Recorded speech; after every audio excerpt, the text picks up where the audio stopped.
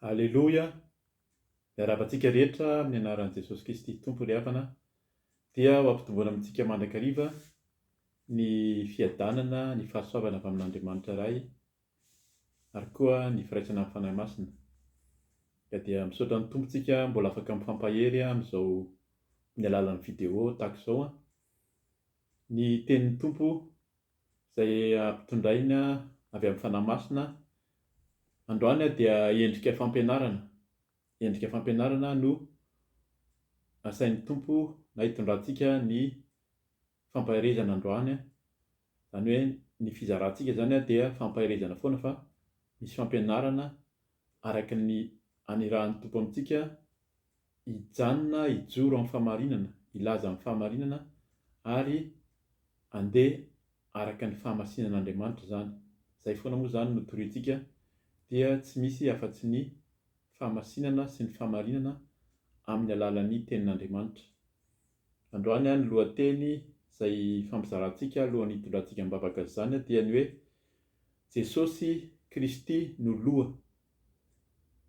Jesosy Kristy no loha, amin'ny fiteny mahazatra koa izy no ivo. Ivo moa zany koa nefa eto moa zany dia hoe tena izy mihitsy no loha. Azavaintsika ny tenin'Andriamanitra avy eo ary izy irery ihany. Jesosy Kristy no loha ary izy irery ihany hivavaka isika tompoko. Eny ry Andriamanitra iray, ry Jesosy Kristy fanahy masina, mankalaza anao mandrakariva izay ny amin'ny famindrapo ary ny fitiavanao fahanay manantona anao amin'ny mpanaitetena. Izany indrindra mbola hitodianay aminao Tompo. Raha manantona anao izay dia tsy mitsahatra ny mifona, mibebaka aminao amin'ny fahalemena rehetra, ny amin'ny tsy fantanterahana, ny amin'ny fijery, ny amin'ny fiteny indrindra, ny fisaina mifonay, ny zavatra niraisin'ny tanana, ny nalehan'ny tongotra, zavatra maro ny tsy araka ny sitraponao Jesosy amin'ny ataonay rehetra.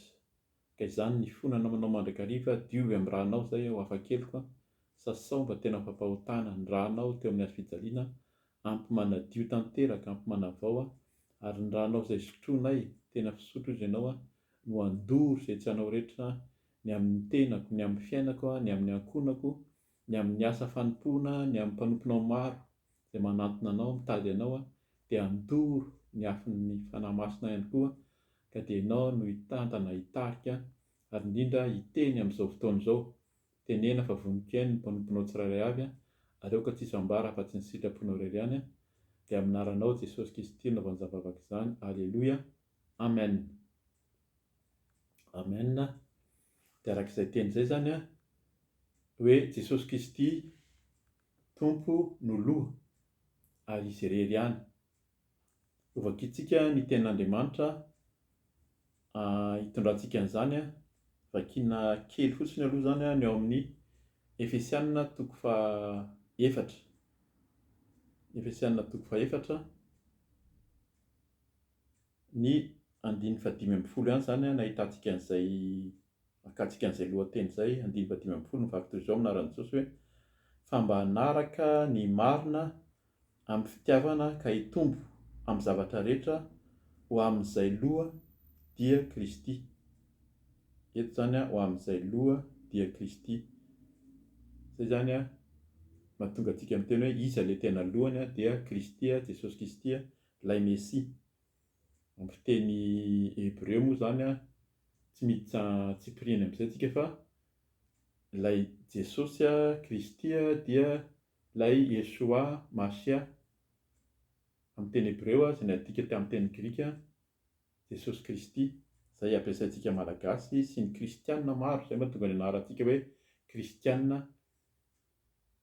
Fanazavana fohy zany izay ny jiosy izay mampiasa ny teny ny anaranay Yeshua sy ilay hoe miandry ny Mesia dia zareo dia tsy miteny hoe kristianina fa manonona foana izy, na dia efa nanara-dian'i Jesosy ary hoe izay dia jiosy mesianika, manara-dian'i Kristy, manara-dian'ilay Yeshua hozy izy. Tsetratsetran-tsiatra izay fa mety misy amintsika izay mihaino tia azo fanazavana amin'izay fa lava ny mety ho fanazavana ny amin'ny anarana jiosy sy ny niovany hatramin'ny nanjakan'ny Grika zany nanovany anarana ho amin'ny hoe Jesosy Kristy izay ampiasaintsika hatramin'izao. Eto zany dia iverenako vakiana amin'izay ny manomboka amin'ny 1:1 amin'ny Efesianina 4:4 teo akatsika ahafahantsika tsara mahafantatra hoe ilay Jesosy Kristy loha iza marina ilay izy. Amin'ny izao fiaraha-mivavaka izao izay efa fantatsika amin'ity vidéo ity zany dia mitondra ny lohateny hoe ho avy Jesosy Kristy, mibeba ianao. Zany hoe tsy misy afa-tsy Jesosy Kristy izay ihany no toriana aminao zany ilay filazantsara manambara an' Jesosy Kristy. Ary io fanambarana io dia ny marina izay voasoratra ato amin'ny Baiboly zany no ambara hoe iza marina ilay Jesosy Kristy. Efa notenenin'ny kely teto ihany izay 5:12 fa mba hanaraka ny marina amin'ny fitiavana ka hitombo amin'ny zavatra rehetra ho amin'izay loha. Hanaraka ny marina. Ny marina dia tsisy betsaka moa zany ny famarinana izay fantatsika olombelona. Ny famarinan'ny olombelona etỳ an-tany dia miovaova. Misy ny olona moa zany efa mimetraka hoe ny anaty iny tiako hambara ny foko anankiray na ny firenena anankiray na ny olona anankiray dia mety manambara izy hoe ny anaty iny ataoko hoe marina. Indrindra amin'izao fotoana izao dia samy milaza ny fahamarinany avy fa ny tena marina dia Jesosy Kristy. Ao amin'ny Jaona 4:12 izy 1:1 dia miteny hoe izao no lalana sy fahamarinana ary fiainana. Izy ilay fahamarinana, izy ilay marina zany dia izy no ambara sy hazavaintsika sy toriana foana. Ka raha misy tsy mifanaraka amin'ny fahamarinan'i Jesosy Kristy izay ambarana eto amin'ity tenin'Andriamanitra ity dia ambaram-pahbe maso zany izay. Tsy resaka hoe mitsara an'ilay olona na manamary-tena averina foana fa ambaram-pahbe maso ny tsy fahamarinana ao amin'ny Kristy. Zany hoe sady tsy fahamarinana mety ho lainga mihitsy koa ary ka izay no hoe mila ambara ny lainga izay Satana moa zany no raha ny lainga fantatsika tsara ka mila ambara zany mba tsy hanaraka tsy herikerika amin'izany tsika. Zany no hamakiantsika sady ny ao amin'ny manomboka ny 1:1 zany ahafantarantsika hoe ahoana marina moa zany tokony hifikirantsika ny amin'izay hoe Jesosy Kristy ny loha. Amin'ny anaran'i Jesosy manomboka amin'ny 1:1 toko faha-4 amin'ny Efesianina. Izy no nanome ny sasany ho apôstôly, ny sasany ho mpaminany, ny sasany ho evangelista ary ny sasany ho mpiandry sy mpampianatra, mba ho famomanana ny olona masina ho amin'ny asan'ny fanompoana ho amin'ny fampandrosoana ny tenan'i Kristy. Mandrapahatonga antsika rehetra ho amin'ny firaisan'ny finoana sy ny fahalalana tsara ny zanak'Andriamanitra ka ho lehilahy lehibe araka ny refiny halehiben'ny fahafenoan'i Kristy, mba tsy ho zaza intsony isika ka ailangilana sy ampitambolimbolen'ny rivotry ny fampianarana samihafa rehetra amin'ny saim-petsy ataon'ny olona sy ny fitaka hitondrany ho amin'ny fahadisoana, fa mba hanaraka marina amin'ny fitiavana ka hitombo amin'ny zavatra rehetra ho amin'izay loha dia Kristy. Izay zany no vakiantsika.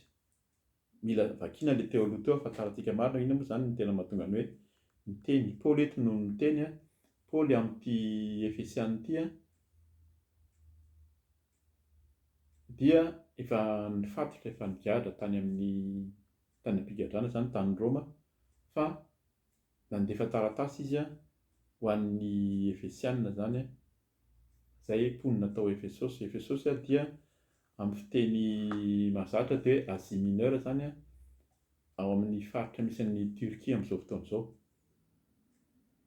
Zany hoe tena hoe tao anisan'ny hoe nandehanan'ny Paoly nanorina ny fiaraha-mivavaka.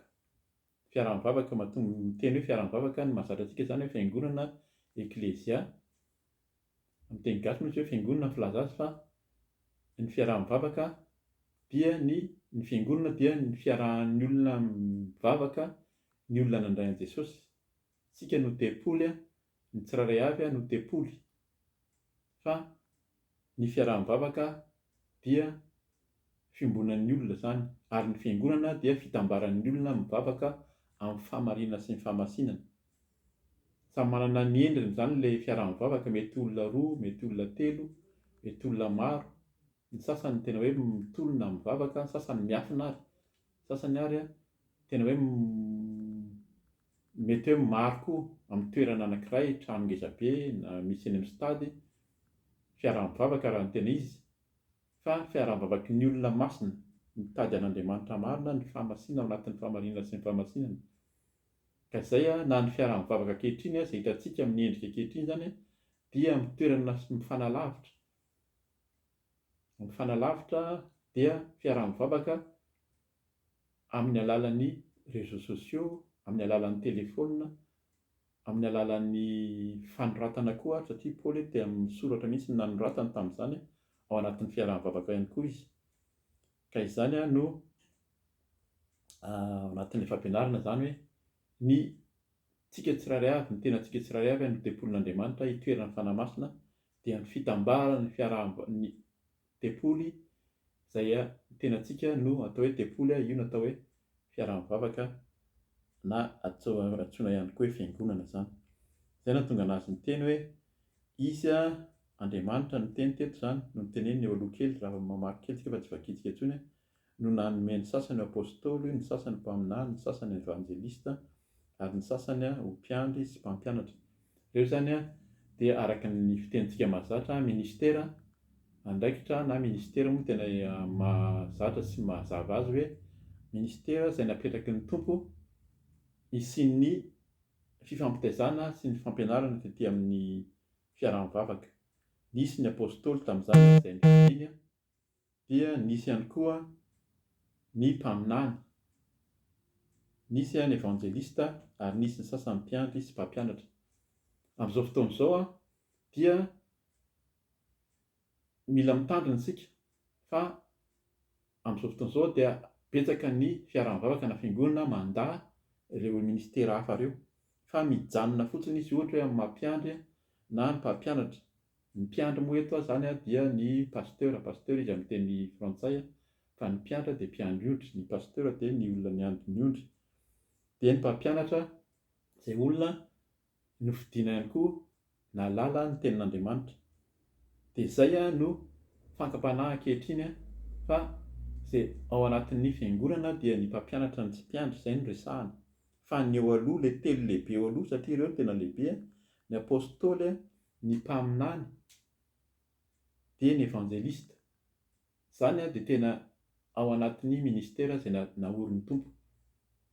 Ka tsika zany a rehefa nifidin'ny tompo hatramin'izao, Andriamanitra ozy izy a tsy miova hatramin'ny taloha ankehitriny, ary mandrakizay a dia mbola napetraka izany tamin'ny andron'ny apôstôly, tamin'ny andro efa teo intsony Jesosy zany a, fa ny fanahy masina no nanendry ireo olona ireo ho apôstôly avy eo, ho mpaminany ihany koa, ary ny sasany ozy dia evanjelista, ary ny sasany ho mpiandry sy mpampianatra.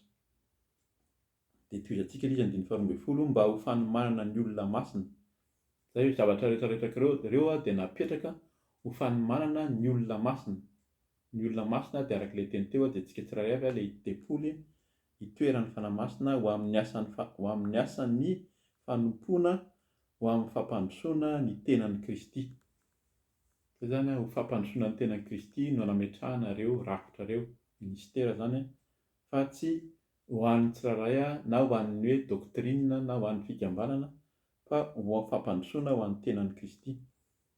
Eto zany dia lasa fantatsika tsara fa ny tenan'i Kristy araka ny lazainy aoriana kely fa izy ilay loha. Izany hoe ny loha no mitarika, ny loha no mibaiko ny tena rehetrarehetra. Fantatsika izany a, tsy hiditra tsipiriany ny amin'ny resaka ara-tsiansa sy ny araka amin'ny hoe natiora zany tsika, fa fantatsika fa ny loha ao anatin'ny loha, ny lohantsika no mibaiko ny fihetsika, ny atao rehetrarehetra ny amin'ny tenan'ny olona tsirairay avy. 17 amin'ny anaran'i Jesosy, mandra-pahatonga antsika rehetra ho amin'ny firaisan'ny finoana sy ny fahalalana tsara ny zanak'Andriamanitra, ka ho lehilahy lehibe araka ny refin'ny halehiben'ny fahafenoan'i Kristy.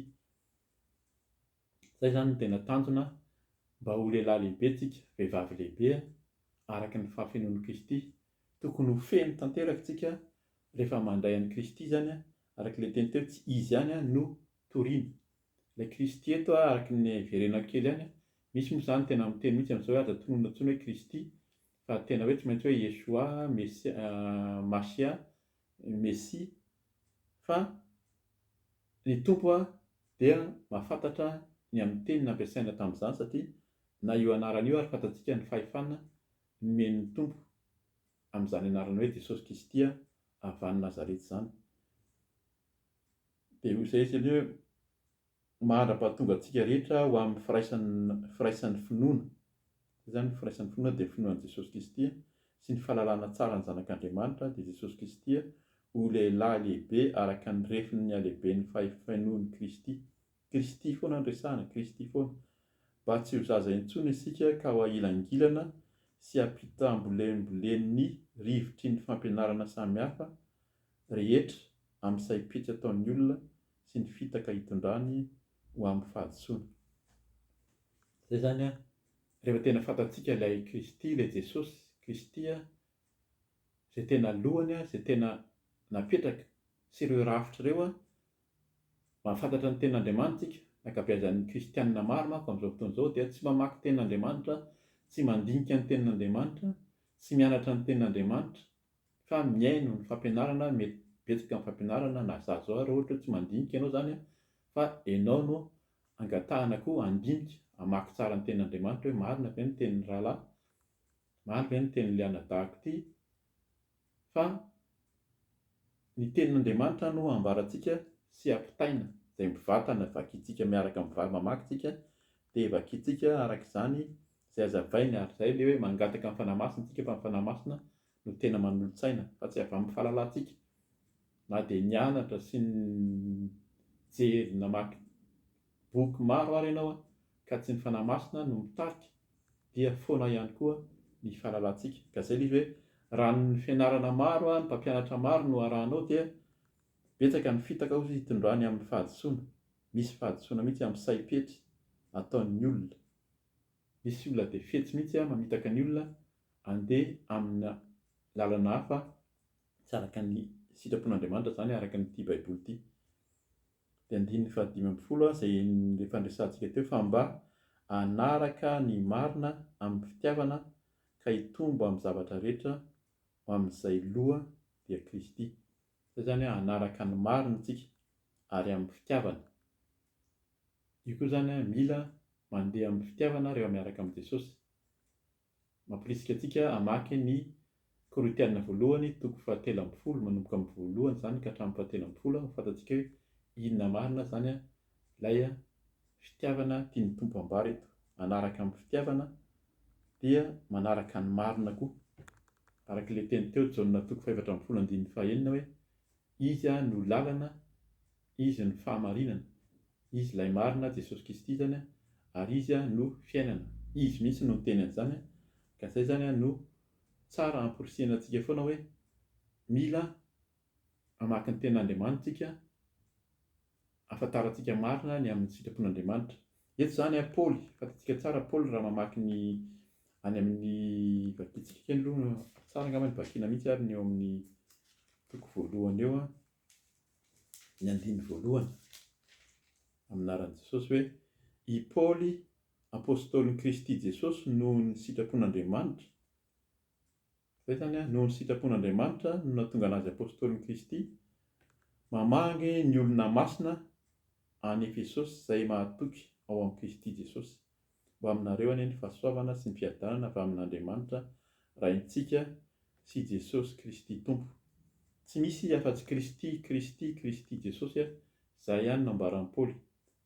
Raha fantatsika ny tantaran'i Paoly anisan'ny nanenjika ny kristianina izay tao anatin'ny fahalalana, satria jiosy nalala ny tenin'Andriamanitra any amin'ny testameta taloha izy no nanenjika fa tsy izy. Ny fiainana kristianina hoe Jesosy Kristy tsy ilay Mesia no nanenjika, fa rehefa nisehoan'i Jesosy izy dia tena nafantatra mihitsy fa ilay Jesosy iny dia Andriamanitra velona, Zanak'Andriamanitra nirahana aty amin'izao tontolo izao. Ary izay nahatonga anazy tsy nijanona intsony, tsy tamin'ny jiosy ihany ny Paoly no nitory, fa nitory hatramin'ny jentilisa. Izay nahatonga anazy tonga hatrany Efesosy zany izay nanoratra nanangana ny fiaraha-mivavaka tamin'izany ary nanoratra ho amin'ny Efesianina tamin'izany.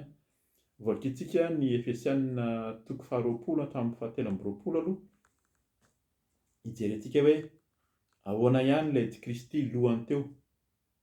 Izay zany hoe vakiana ilay tenin'Andriamanitra dia fantatsika hoe inona mahatonga anazy hoe loha. Izy no ivo, izy no mibaiko, izy no mitarika amin'ny anaran'i Jesosy. Efesianina 2:20 andininy 20 sy ka hatramin'ny 7:20 amin'ny anaran'i Jesosy hoe izany heriny izany no nananganany any Kristy tamin'ny maty sy nampitoerany azy eo ankavanany any an-danitra. Ambony lavitra noho ny fanapahana rehetra, ny fahefana, ny hery, ny fanjakana ary ny anarana rehetra azo tononona, tsy amin'izao fiainana izao ihany fa amin'ny ho avy koa. Nampanaiky ny zavatra rehetra eo ambanin'ny tongony izy ka nanao azy ho ambonin'ny zavatra rehetra sady lohan'ny fiangonana izay tenany dia ny fahafenoan'izay mameno tanteraka ny zavatra rehetra. Izay zany mbola averina eto ihany fa izy no lohan'ilay fiangonana. Eto moa zany dia averina foana fiteny gasy ilay izy hoe fiangonana. Raha mijery dia ny fiangonana ao an-tsain'ny olona tonga dia fiangonana tranona orona, fa tsy lohan'ny fiangonana fa lohan'ny fiaraha-mivavaka, ny olona ny tempoly, tsika hozy izy ny tempolin'Andriamanitra. Averina foana dia tsika ny toeran'ny fanahy-masina, ny fitambaran'ny tempolin'Andriamanitra, ny fanahy masina mitambatra no mampisy ny fiangonana. Izy ny loha, izany hoe Kristy zany no lohan'ny fiangonana, nampanaiky ny zavatra rehetra eo ambanin'ny tongony izy ka nanao azy ho ambonin'ny zavatra rehetra sady lohan'ny fiangonana izay tenany. Izay mahatonga an'izany hoe lohan'ny fiangonana izay tenany, izany hoe izy no lohany amin'izao fiaraha-mivavaka rehetrarehetra izao. Ka tsika dia tenan'ny Kristy araka ilay teny teo, misy ny ministera samihafa izay napetraky ny samihafa fa iray ihany ny tsirairay avy.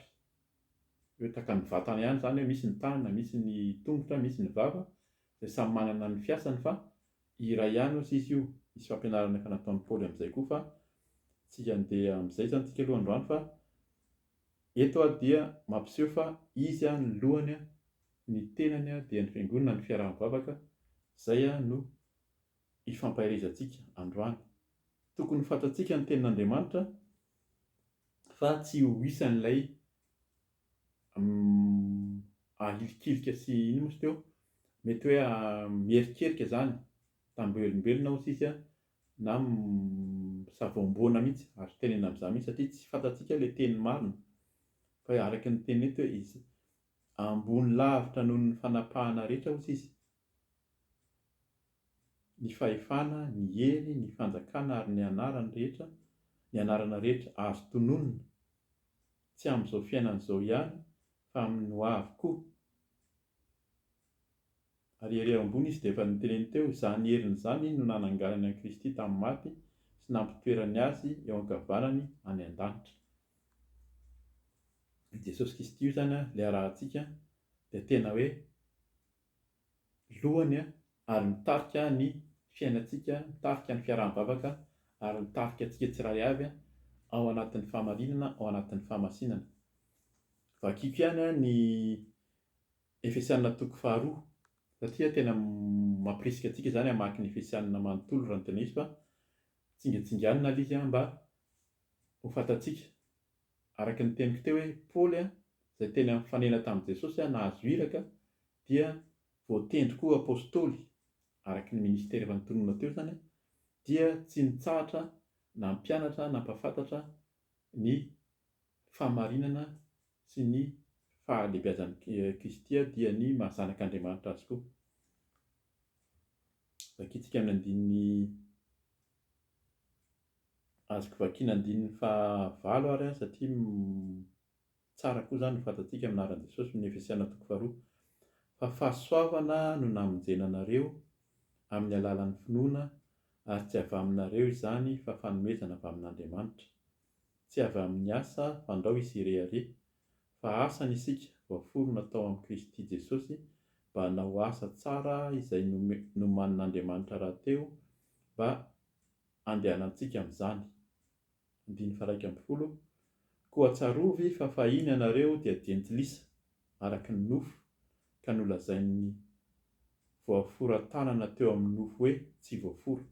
Eto zany fa manazava sady ahako mba tsy handehanana lavitra fa ny jiosy izay nandray an'i Jesosy Kristy dia mihevitra fa ny jentilisa dia tsy maintsy manaraka ny fomba araka amin'ny mahajiosy taloha vao mety hoe voavonjy. Fa eto izy fa tsarovy fa fahiny ianareo dia jentilisa araka ny nofo ka nolazain'ny voaforantanana teo amin'ny nofo hoe tsy voafora.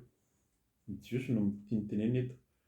Eny tsy nanana ny Kristy ianareo tamin'izany andro izany fa oloko azy tamin'ny fanjakan'i Israely ary vahiny tamin'ireo faneken'ny teny fikasana. Izay zany tsika malagasy dia azo tonoina amin'izany ianao zaza izay miteny gasy malagasy dia mitovy ny amin'ny tenenan'i Paoly ny amin'ny Efesianina eto. Dia hoy izy hoe tsy nanana fanantenana sady tsy nanana an'Andriamanitra teo amin'izao tontolo izao. Ankehitriny kosa ao amin'ny Kristy Jesosy ianareo izay lavitra fahiny dia tonga akaiky noho ny rahan'i Kristy. Izy no fihavanantsika izay nahatonga antsika rotonta ho iray ka nandrava ny hevitry ny fisarahana. Izany hoe tsika zany dia lasa mpiara-mandova amin'ny zanak'Israely izay nifidian'Andriamanitra manokana nitoery an'ilay Kristy tao no nametrahany an'i Kristy ary tsika dia lasa nandova niaraka taminy. Tao amin'ny nofony no nandravany ny fifandrafiana tamin'i Jesosy zany. Nofoanany ny lalàna nisy didy natao ho tandremana mba hanakambanany antsika rotonta ao amin'ny tenany olom-baovao iray ka nanaovany fihavanana. Mazava ny teny Tompo eto rehefa vakiana miadana ary mampirisika antsika teny foana zany hoe vakio tsara ngatao ny fanahy masina fa ny Tompo tena manazava mihitsy rehefa tena hoe miaraka aminy tsika. 12 Sady ampihavana antsika rotonta ho tena iray amin'Andriamanitra noho ny hazo fijaliana izay namonoany ny fifandifiana tao aminy. Jesosy foana ny resahana eto noho Jesosy dia miara-mandovitsika ao amin'Andriamanitra ao amin'iray. 17 Tonga izy nitory teny soamafaly nilaza fihavanana taminareo izay lavitra ary fihavanana koa tamin'izay akaiky. Izay zany ny jiosy taloha dia tsy mino ary hatramin'izao zareo dia mbola tsy mino fa tonga Jesosy ilay Mesia. Fa Paoly eto dia niteny izay jiosy tena nafana fo araka ny efa nilazaina teo mahafantatra tsara ny testameta taloha dia mahafantatra tsara mihitsy fa izy no nampihavana ny Israelianina teo aloha sy ny Kristianina manara-dia an'i Jesosy ankehitriny raha mino isika. Satria izy 20 izy no ahafahantsika roatonta manatona ny iray amin'ny fanahy iray. Dia arak'ilay teny teo tsisy afaka manatona an'Andriamanitra raha tsy amin'ny fanahy. Rehefa mivavaka amin'Andriamanitra izy dia mila mino fa Andriamanitra dia fanahy. Ka dia ilay fanahy zany no mampiray antsika amin'Andriamanitra. 17 Aminaran'i Jesosy koa tsy vahiny sy mpivahiny intsony ianareo fa tompon-tany mpiray fanjakana amin'ny olona masina sady ankonan'Andriamanitra. Naorina teo ambonin'ny fanorenan'ny apôstôly sy ny mpaminany ary Kristy Jesosy no vaty fehizoro. Ao aminy no irafetan'ny rafitra rehetra mitombo ho tempolo masina ao amin'ny Tompo. Ao aminy koa ianareo no miaraka ahorona ho fonenan'Andriamanitra ao amin'ny fanahy. Izay zany ilay Jesosy Kristy ny lohany izy ilay vaty fehizoro dia ao aminy izy tsika no mitombo tempoly. Ilay tsika ilay tempolon'ny fanahy masina dia mitombo tempolo ao amin'ny Tompo. Ny tsirairay avy zany no mitombo. Rehefa mitombo mitambatra ny olo-masina mivavaka amin'ny famasiana sy famarinana amin'Andriamanitra dia lasa tempoly ao amin'ny Tompo. Ao aminy koa ianareo no miaraka ahorona ho fonenan'Andriamanitra ao amin'ny fanahy. Izany hoe Andriamanitra rehefa tonga mihitsy zany ny fahamasinana dia tonga koa Andriamanitra monina ao amin'ny fiarahana fivavahana masina sy marina. Zay zany a mila mitandrina zany tsika satria raha ny fivavahana ataontsika fahazarana amin'ny fomba amin'ny fanao fahazarana fotsiny a mety efa tsy ao intsony tompo hoe mbola misy fanahy masina avy ao fa tsy fonenan'Andriamanitra ozy izy fa fonenany amin'ny fanahy Andriamanitra, fanahy masina. Ny fanahy eto dia tsy fanahy maloto mihitsy, tsy fanahy ratsy fa ny fanahy masina, ary izy dia mitoetra amin'ny fanahy masina ihany ao amin'ny fahamasinana ivelany sy anatiny ary koa amin'ny fahamarinana.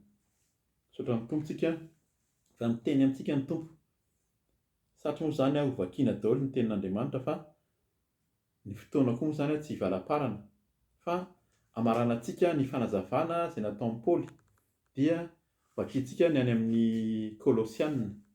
Kolosianina toko voalohany. Kolosianina toko voalohany, vakiako kely ihany koa ny tenin'i Paoly rehefa niteny tamin'ny Kolosianina izy dia mitovy tamin'ny teniny tamin'ny Efesianina ihany amin'ny anaran'i Jesosy hoe Paoly apôstôlin'i Kristy, andiny voalohany zany Kolosianina voalohany.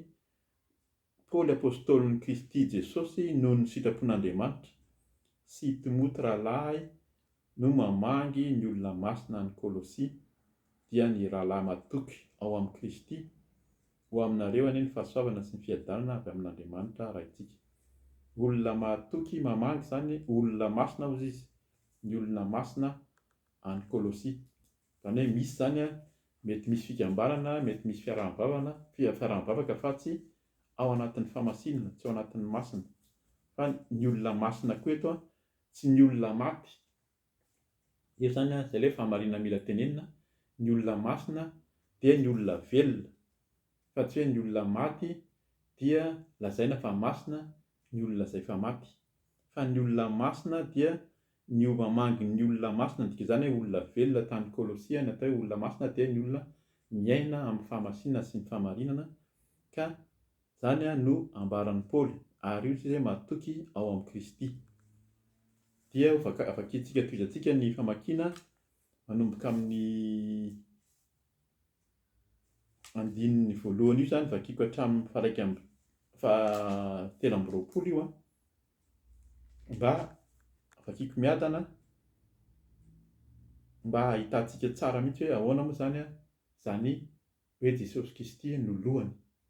Izy no lohany, izy ihany no toriana raha misy fiangonana, fiaraha-mivavaka milaza fa ny ray aman-dreny mpitandrina, ny pasteur, ny bishop, ny évêque no lohany sy mitantana mibaiko dia mila mitandrina isika fa manaraka olona isika, fa Jesosy Kristy no lohany ary izy no mitantana amin'ny alalan'ny fanahy masina. Dia vakio tsara ny ten'Andriamanitra mba tsy ho anisany ho voahelingelintsika na mitambolombolona hozy izy ho tsofin'ny rivotra, fa miorina tsara ao amin'ny Kristy Jesosy. Dia izay vakiantsika izao tonga dia toizako amin'ny tonga dia vakiako ary andrininy fasivy, tsara vakiana satria manazava tsara ny sitrapon'Andriamanitra.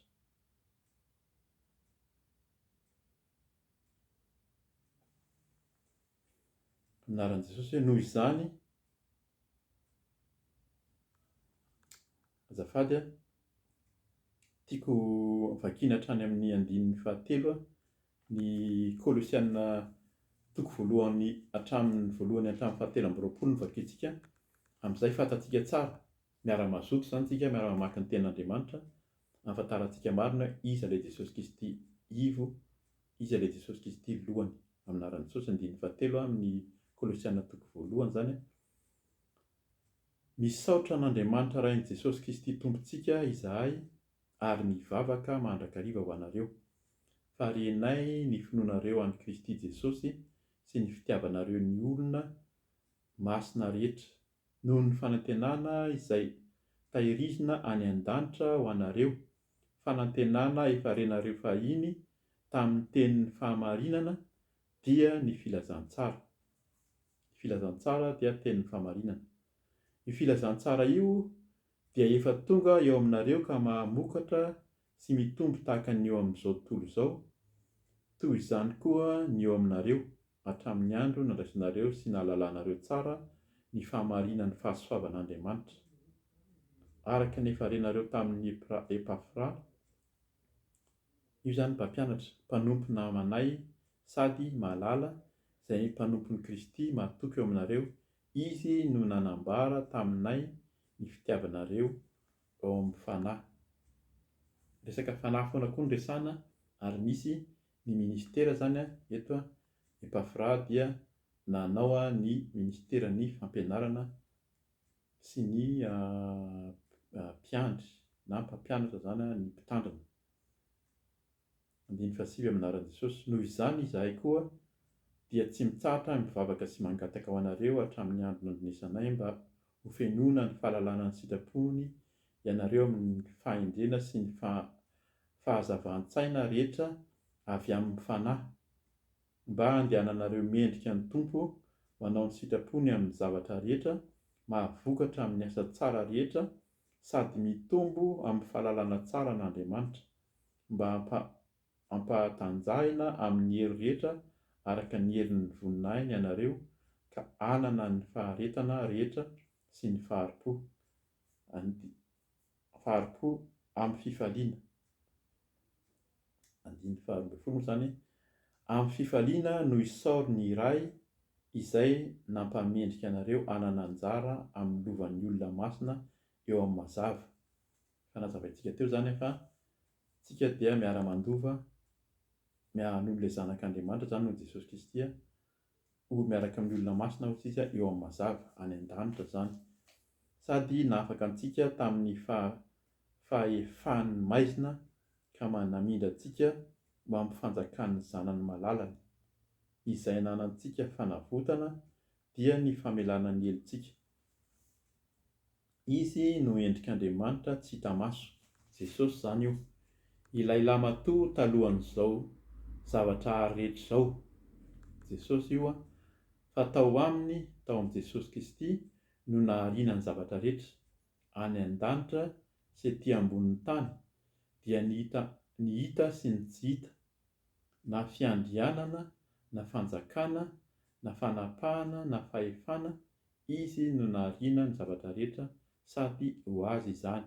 Fanazavaintsika zany tany amin'ny Efesianina teo 5:17 amin'aran'i Jesosy, izy no talohan'ny zavatra rehetra sady ao aminy no haretany zavatra rehetra, izy ny lohan'ny tena. Zay zany averiny ety ihany zany fa Jesosy Kristy ny lohany, ary izy ny lohan'ny tena rehetra dia ny fiangonana hozy izy. Araka ilay teny teo zany ny fiangonana dia izy ilay fiangonana araka efa ninoantsika teo, ilay tempoly dia ny tenanareo zany hozy izy, nareo ny tempoly. Izy ny lohan'ny tena dia ny fiangonana, izy ny voalohany dia ny lamatoa amin'ny maty, mba ho lohany amin'ny zavatra rehetra izy, fa sitraky ny ray ho ao aminy no itoeran'ny fahafenoana rehetra, sady izy no ampihavany aminy ny zavatra rehetra, ka ny rany teo amin'ny hazo fijaliana no nanaovany fampihavanana. Zay zany araka ilay fanazavaina foana fa hentsika teo aloha fa noho ny rahan'i Jesosy Kristy narotsaka teo amin'ny hazo fijaliana dia nitondra ny fahotaontsika, nitondra ny otantsika izy, ary ny rano izy nitondra fampihavana ny dikan'izany, lasa niavana tamin'Andriamanitra isika noho Jesosy Kristy nanome ny ainy, nanosaka ny rano teo amin'ny hazo fijaliana. Eny izy hoy ao no fampihavanana na ny ety ambonin'ny tany na ny any an-danitra. Ary ianareo izay vahiny sady fahavalo tamin'ny fomba fisainanareo sy ny asa ratsy nataonareo, dia efa nampihavaniny tao amin'ny tenany nofiny ankehitriny tamin'ny fahafatesana, mba hatony ho masina sady tsy hanantsiny amampondro eo anatrehany. Zay zany lasa masina isika noho ny fanadiovan' rahan'i Jesosy. Zay mahatonga antsika rehefa mivavaka dia mangataka ny rahan'ny Tompo hanadio antsika tanteraka, fa ny rany no manamasina antsika, sady tsy hanantsiny amampondro izy eo anatrehany. 7:20 amin'aran'i Jesosy farany hoe, raha maharitra amin'ny finoana ianareo ka mafy olona sady tafatoetra ary tsy mety afindra hiala amin'ny fanantenana avy amin'ny filazantsara izay varenareo sady toriana eny ambonin'ny lanitra rehetra eny, ary izany no nanaovana ahy ho Paolo ho mpanompo. Izay no tiany Paolo ampitaina mihitsy hoe mila maharitra ny finoana fa io filazantsara toriana io dia toriana eny an-danitra rehetra eny, izany hoe amin'ny fanahy, ny fanahy masina, ny fanahy any an-danitra any no efa toriana io. Any amin'ny Apokalipsy any no miteny an'izany fa ny tompo dia efa any an-danitra any, ary ny zavatra izay any an-danitra any araka ny teny nampianarin'i Jesosy koa izany efa mivavaka ozy izy dia raha inay izay any an-danitra ho tany tonga anie ny fanjakana ozy izy etỳ an-tany tahaka ny any an-danitra. Izany hoe zavatra fanjakana efa misy any an-danitra any no hotoriantsika sy ahorin'ny tompo etỳ an-tany dia ahoriny amintsika izay nandray azy sy nanaiky azy ho zanak'Andriamanitra izany dia engany antsika mba tahaka ny Paoly eo amin'ny tompo. Raha mbola tsy nanolotra ny tenanao amin'Andriamanitra ianao amin'y Jesosy dia fantaro fa izy ny lohany, tsy misy afa-tsy izy irery ihany. Avareny vakiana ireo tenin'Andriamanitra ireo dia dinio tsara angatao ny fanahy masina ahafantaranao hoe iza marina tokoa moa izany Jesosy Kristy ahako izany. Sao dia mpanaraka olona fotsiny ianao, manaraka ny mpitarika, manaraka ny mpitondra, fa tsy manaraka an'i Jesosy Kristy. Fa fantaro tsara ilay Jesosy Kristy, izy ny tena loha, izy ny tena lohan'ny fiangonana, izy ny lohan'ny fiangonana dia tsika indray izany ilay tepoly, tsika izao no fiangonana, tsika izao no fiaraha-mivavaka, ny fitambaran'ny tepoly, tsika no tepolin'ny fanahy masina no itoeran'i Jesosy, izy ny lohany ny amin'ny fiangonana rehetra. Ka dia mahereza mamaky ny tenin'Andriamanitra, fantaro ny tenin'Andriamanitra, fantaro ny sitrapon'ny tompo, mangatany fanahy masina hanolo-tsaina amin'ny fahendrena, ampahafantatra tokoa ny amin'ny sitrapon'ny tompo mba tsy tsika tokoa no hiempotra fa hanana ilay finoana.